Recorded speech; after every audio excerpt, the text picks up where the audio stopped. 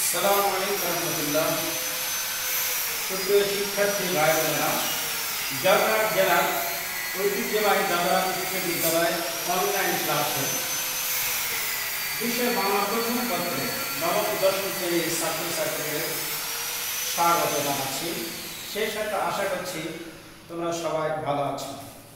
আরও কামনা করছি কোভিড-19 সহ সকল প্রকার দুরারোগ্য ব্যাধি থেকে মহান আল্লাহ আমাদের প্রিয় দেশবাসীকে সুরক্ষা দান করুন। আজকে তোমাদের সামনে যে প্রবন্ধটা নিয়ে আমি এসেছি, যার ব্যাপারে আমি আলোচনা করব, সে প্রবন্ধের নাম হচ্ছে বই পড়া। প্রবন্ধের নাম বই পড়া। আমার বই পড়া প্রবন্ধে প্রবেশ করার পূর্ব মুহূর্তে আমরা এই বিশ্বের যারা বড় বড় শিক্ষাবিদ, যারা সাহিত্যিক, যারা রাজনীতিক, তারা বই পড়া এই দুটি শব্দ সম্পর্কে তারা কি বলেছেন সে সম্পর্কে আমরা একটু ইতিহাসের আয়না থেকে ঘুরে আসি। ইতিহাসের পাতায় কি লেখা আমাদেরকে দেখায়। তাদের মধ্যে দেখো আলেকজান্ডার স্মিথ এই মহান মনীষী তিনি বলেছেন যে একটা বই বা একটি বই প্রদত্ত দীর্ঘ পথের সাথে স্তম্ভের উঁচু চূড়ার সাথে তুলনা করা যেতে পারে। কত দামি একটা কথা যে একটি বই ফুটন্ত ফুলের সাথে দূর পথের সাথে উঁচু স্তম্ভের উঁচু চূড়ার সাথে তুলনা করা যেতে পারে। আবার দেখেন স্পিনোজা, তিনি একজন সাহিত্যিক। স্পিনোজা, এই স্পিনোজা তিনি বলেছেন ভালো খাদ্যবস্তু আমাদের উদর পূর্তি করতে পারে। ঠিক তেমন ভালো একটা বই আমাদের মন শান্ত করতে পারে, মানসিক দুশ্চিন্তা দূর করতে পারে এবং একটা প্রশান্ত চিত্ত আমাদের উপহার দিতে পারে ভালো একটা বই। আবার দেকার্তে তিনি বলেছেন ভালো একটা বই বিগত শতকের শ্রেষ্ঠ মানুষগুলির সাথে কথা বলা। দেকার্তে তিনি একজন শিক্ষাবিদ, তিনি বলেছেন যে ভালো একটা বই বিগত শতকের যে শ্রেষ্ঠ মানুষগুলি বিদায় হয়েছে এই মানুষগুলির সাথে কথাবার্তা বলা। আবার নরমান মেলর যিনি ছিলেন ভারতীয় উপমহাদেশের ব্রিটিশ একজন শিক্ষাবিদ। জন ম্যাকলে ছিলেন। জন ম্যাকলে নামটা লেখে নিই। জন ম্যাকলে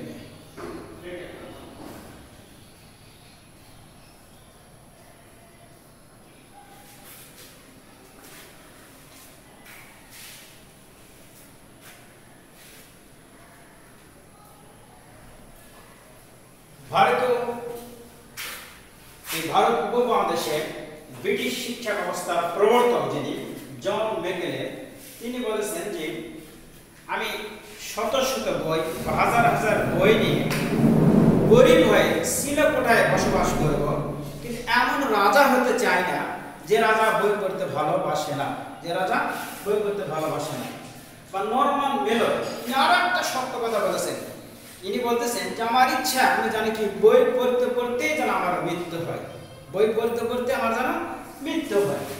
আবার ইউরোপ কাঁপানো নেপোলিয়ান তিনি বলেছেন যে কমসে কম 60,000 বই ছাড়া একটা মানুষের জীবন অচল।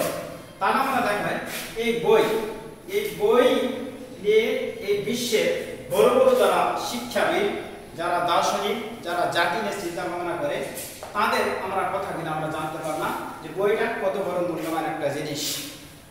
এরপর আসি আমরা পড়ানি।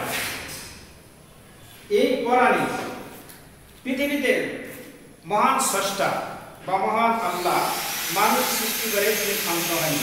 এই মানুষগুলি কিভাবে সুপথ প্রাপ্ত হবে, এই মানুষগুলি কিভাবে তাদের নিজেদের জীবনটা পরিচালনা করবে, এই শিক্ষার জন্য যুগদিকে নবী রাসূল মহান মনীষী তাদেরকে তিনি পাঠিয়েছেন। আর এই মনীষীদের সর্বশেষ মহানবী মুহাম্মদ মুস্তাফা সাল্লাল্লাহু আরবিতে নাযিল হয়েছিল আল কোরআন, আরবিতে নাযিল হয়েছিল কি আল কোরআন। আর এই কোরআনে প্রথম যে শব্দটা সেই শব্দটা আমি এখানে আরবি লিখতেছি না, বাংলা লিখতেছি।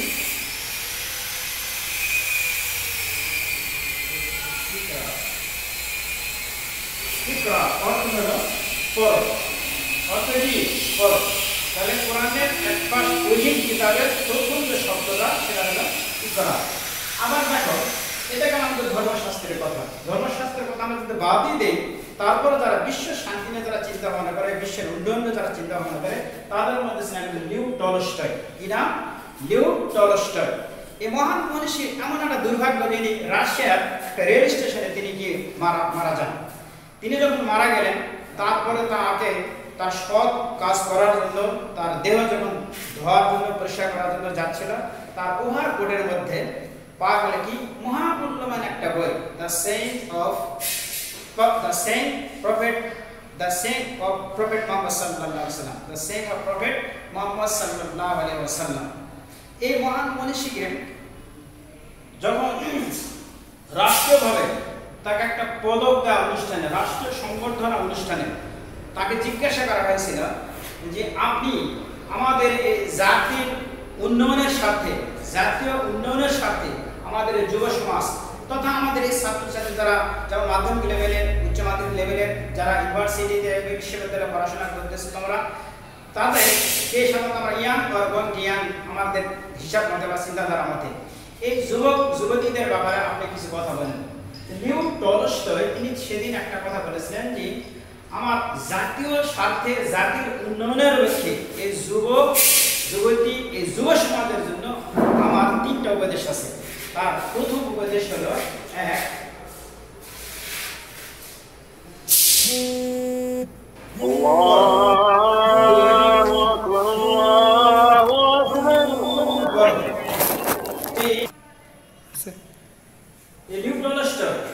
তিনি উপদেশ দিলেন যে তাদের ব্যাপারে আমার তিনটি উপদেশ আছে। প্রথম উপদেশ পড়ো, দ্বিতীয় উপদেশ পড়ো, তৃতীয় উপদেশ হচ্ছে তার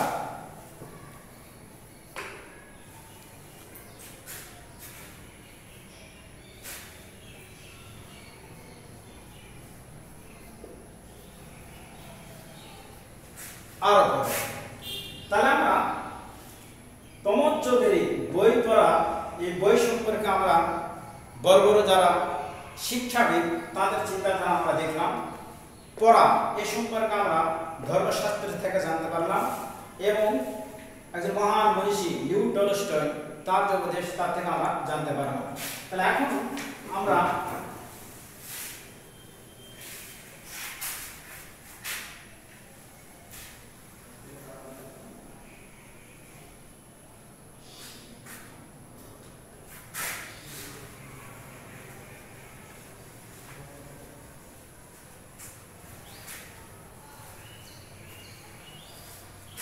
প্রমোদ চৌধুরী, এই প্রমোদ চৌধুরী যিনি এই একটা প্রবন্ধ আমাদেরকে উপহার দিলেন, যেটা আমাদের জীবনের জন্য কতটা গুরুত্বপূর্ণ আমরা আস্তে আস্তে জানতে পারবো ইনশাআল্লাহ। তা এখন আমরা প্রথমে প্রমোদ চৌধুরী তার সঙ্গে আমাদের সঙ্গে একটু পরিচয় হওয়া দরকার। আর তার সম্পর্কে পরিচয় যদি আমরা নাই জানি তাহলে আমাদের কাছে অসমাপ্ত থেকে যাবে বিষয়টা। তো প্রমোদ চৌধুরী আমরা জানি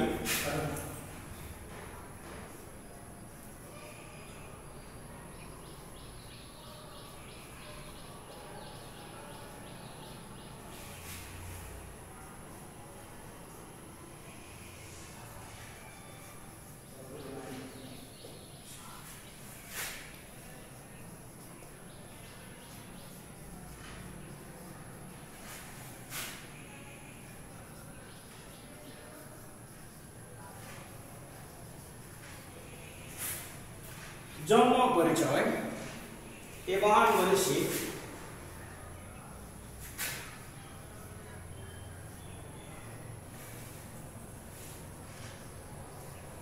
7 আগস্ট 1800 18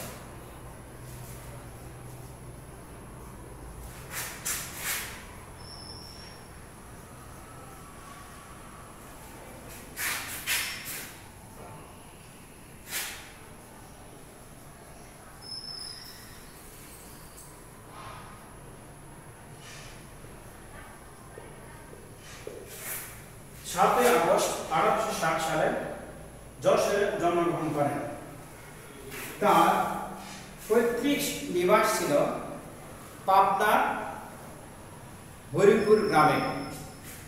পাবনার হরিপুর গ্রামে। তা আমরা তার জন্মসংখ্যা জানতে পারলাম 7 আগস্ট 1860 সাল যশোরে জন্মগ্রহণ করেন। তার পৈতৃক নিবাস ছিল পাবনার হরিপুর গ্রামে।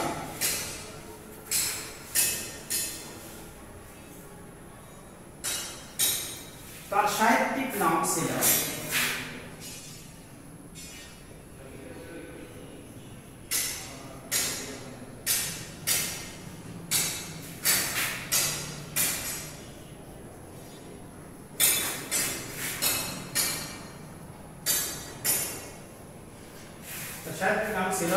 বীরবল।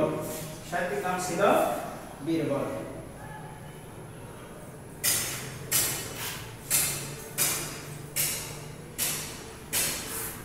শিক্ষার্থী তিনি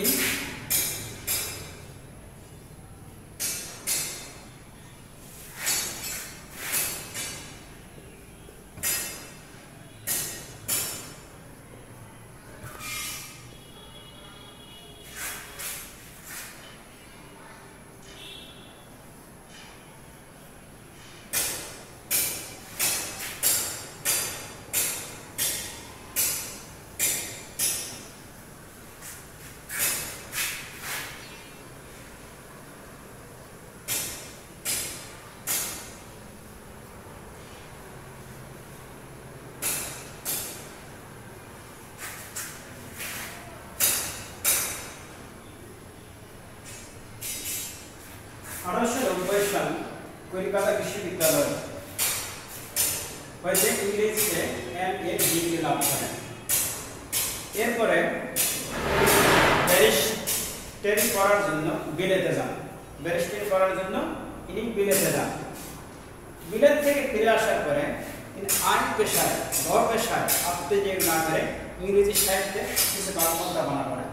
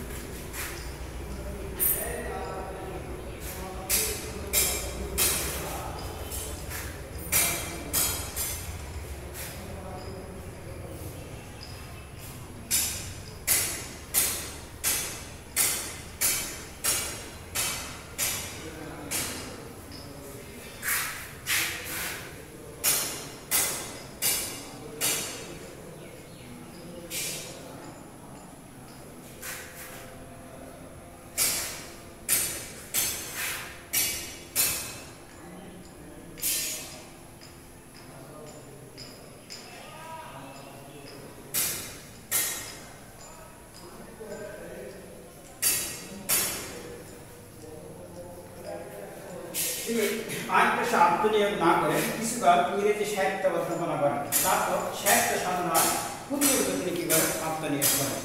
এই ছিল তার কর্মজীবন।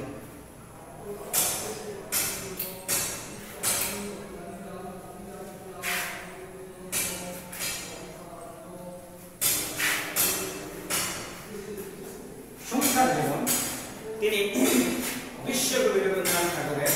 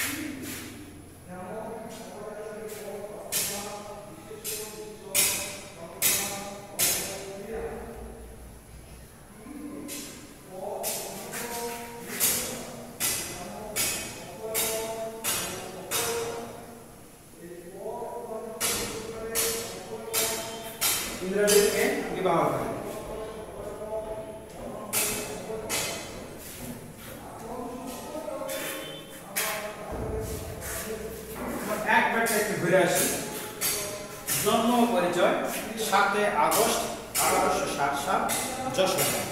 পৈতৃক নিবাস পাবনা জেলা হরিপুর গ্রামে।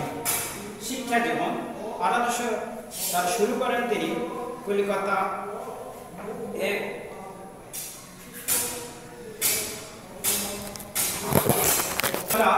বিশ্ববিদ্যালয় থেকে তিনি ইংরেজি সাহিত্যে এমএ ডিগ্রি লাভ করেন।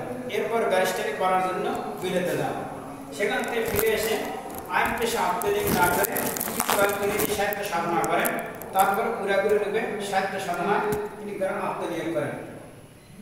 সংসার জীবন তিনি বিশ্বকবি রবীন্দ্রনাথ ঠাকুরের বড় ভাইয়ের মেয়ে ইন্দিরা দেবীকে তিনি বিবাহ করেন। এই ছিল তার জন্ম, পরিচয়, শিক্ষা জীবন, যার ডাক নাম বা সাহিত্য সত্য নাম ছিল বীরবল।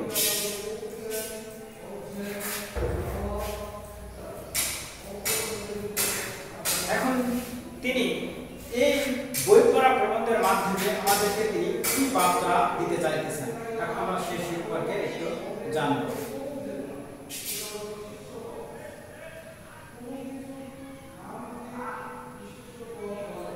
বই পড়ার বিষয়ে প্রমোদ চৌধুরী আমাদেরকে বলতেছেন যে বই পড়া তিনি আমাদেরকে উপদেশ দিতে চাচ্ছেন না। এই কারণে যেহেতু আমরা জাতি হিসেবে আমরা শৌখিন নয়, জাতি হিসেবে আমরা শৌখিন নয় একটা কারণ। দ্বিতীয় একটা কারণ যে আমাদের অভাব অনাটনের সংসার, অভাব অনাটনের সংসার, জীবন যেখানে বেঁচে রাখার যেখানে দায়, সেখানে জীবনকে সার্থক ও সুন্দর করার পরামর্শ যদি কেউ দেয়, তারপর থেকে মেনে নিতে চাইবে না।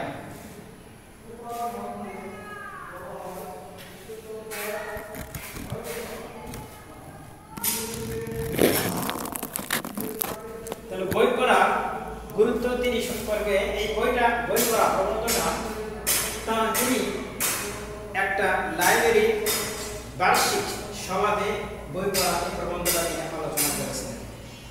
এই প্রবন্ধটার জন্মটা আমরা জানতে পারলাম, নায়কের পরিচিতি জানতে পারলাম। মূল কথা আসা যাক এখন বই পড়া প্রবন্ধের মাধ্যমে প্রমোদ চৌধুরী আমাদেরকে বার্তা দিতেছেন যে বই একটা মানুষের জীবনকে সুন্দর করতে পারে। বইয়ের মাধ্যমে মানুষের চিন্তার জটিলতা কি হতে পারে, দূর হতে পারে। তাই তিনি যদিও বই পড়ার পরামর্শ দিতেছেন, তারপরে উনি বলতেছেন যে আমার পরামর্শটাকে মেনে নিবে না। তার দুটো কারণ। একটা কারণ হচ্ছে যে জাতি হিসেবে আমরা শৌখিন নয়, জাতি হিসেবে আমরা শৌখিন নয়। দ্বিতীয় একটা কারণ, যেহেতু আমাদের দুঃখ কষ্ট আমাদের জীবনের সাথে লেগে আছে, তাহলে জীবন একটা ফুলের মধ্যে, এই জীবনটাকে সুখী সুন্দর করা তখনই সম্ভব যখন আমার জীবনের যাবতীয় দাবি যখন পূরণ করা পারবো। যেখানে আমাদের অন্ন বস্ত্রের যখন আমাদের অভাব আছে, জীবনের অন্যান্য চাহিদার যখন অভাব আছে, এই চাহিদাগুলি পূরণ করার জন্য আমার পক্ষে সম্ভব নয়, তখন আমাকে কেউ যদি বই পড়ার পরামর্শ দেয় তার দাম মেনে নিতে পারবো না। অথচ শিক্ষা এমন একটা জিনিস যেটা আমাদের কি অনেকে আমাদের চোখের জল দূর করবে, পেটের ক্ষুধা দূর করে দেবে, কিন্তু এরা একবারে দুরাশা। কি দুরাশা? শিক্ষা মানুষকে কি দিতে পারে? শিক্ষা মানুষের মনুষ্যত্বের বিকাশ ঘটাতে পারে। অভাব অনাটন মানুষে লেগে থাকতে পারে, তারপরে সে মানুষটি কি হবে? তার মনের অস্তিত্ব সে কি হতে পারে? সে ধৈর্য হতে পারে। যাক, আমরা আগামীতে আবার যখন ক্লাসে ঢুকবো তখন আমরা পুরাপুরি বই পড়ার জন্য আমরা আলোচনা শেষ করি।